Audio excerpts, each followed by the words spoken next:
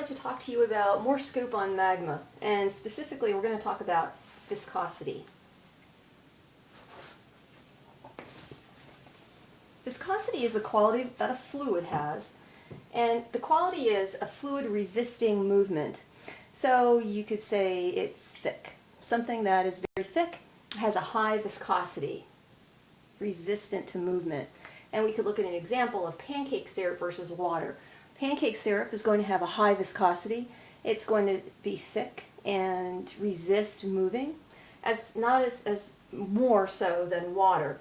Water will pour very easily, it splashes around, it's thinner, it's not as thick. So water has a low viscosity. Pancake syrup, a high viscosity, and water, a low viscosity. Magma takes on the characteristics of the rock that it's made from. So if you have rock that has more silica in it, an element named silica, if it has more of that in it, then it's going to be thicker. If it has less silica in it, it will be thinner magma. So a magma high in silica is going to be viscous. It's going to have a high viscosity. Magma low in silica is going to be thinner and runnier, and it will have a low viscosity.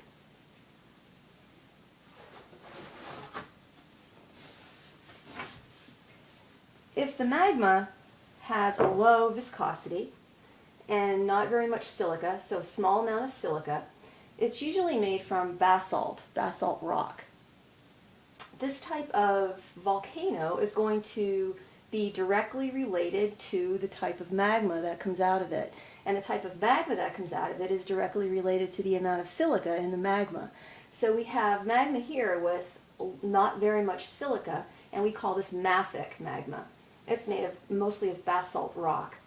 When the magma comes out of the magma chamber into the fissure here in Earth where it would come out, it comes out very runny and runs a little way before it cools. So it comes out, sort of runs and cools, more comes out, runs and cools. And so the volcano is going to take on this long shield, like you have a shield and you're guarding yourself. It has the long sort of shape to it, but it's not very thick. And that's how this volcano is. It's got a long shape to it, but it's not very thick. Magma chamber is here. Magma comes out and runs and cools, comes out, runs and cools. So it makes for a shield shape.